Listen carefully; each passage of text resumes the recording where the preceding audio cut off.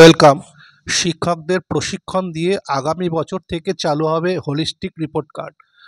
চলতি বছরের ভুল ত্রুটি শুধরে আগামী বছরে শুরু হতে চলেছে হোলিস্টিক রিপোর্ট কার্ড। এর জন্য কিন্তু জেলা স্তরে ট্রেনিং এবং কর্মশালা এগুলো শুরু হয়েছে। শিক্ষা দপ্তর এই প্রস্তুতিগুলি শুরু করেছে।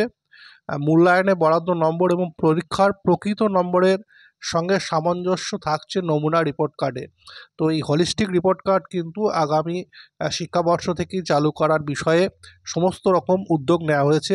গত বছর শিক্ষাবর্ষের মাঝামাঝি এই রিপোর্ট কার্ড চালুর নির্দেশ দেওয়া হয়েছিল, তবে পর্ষদ নির্দেশিত পরীক্ষার নম্বরের সঙ্গে সেই রিপোর্ট কার্ডে উল্লেখিত নম্বরের ফারাক ছিল এবং ততদিনে প্রথম যে সামেটিভ মূল্যায়ন সেটা কিন্তু হয়ে গিয়েছিল বহু স্কুলে।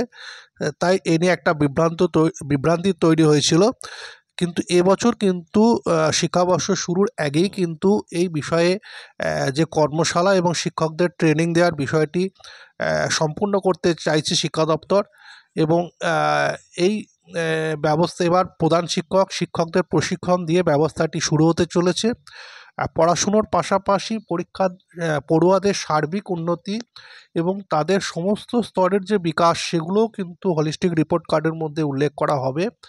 প্রথম থেকে অষ্টম শ্রেণী পর্যন্ত একটি কার্ডের মধ্যেই কিন্তু তাদের পুরো রিপোর্টটা থাকবে। তবে হোলিস্টিক রিপোর্ট কার্ডের পুরো বিষয়টা যদি অনলাইন সিস্টেমে করা যেত তাহলে অনেকটা সুবিধা হতো বলে মনে করছে শিক্ষক সংগঠনদের একটা অংশ, এবং তারা মনে করছে অনলাইনে পোর্টালে এগুলো তোলা গেলে একটা সুবিধা হতো। তো আগামী দিনে এই হোলিস্টিক রিপোর্ট কার্ড প্রসেসটা কিভাবে শুরু হয় সেটা লক্ষ্য রাখতে হবে এবং এই সংক্রান্ত তথ্য আপনাদের সামনে তুলে ধরবো।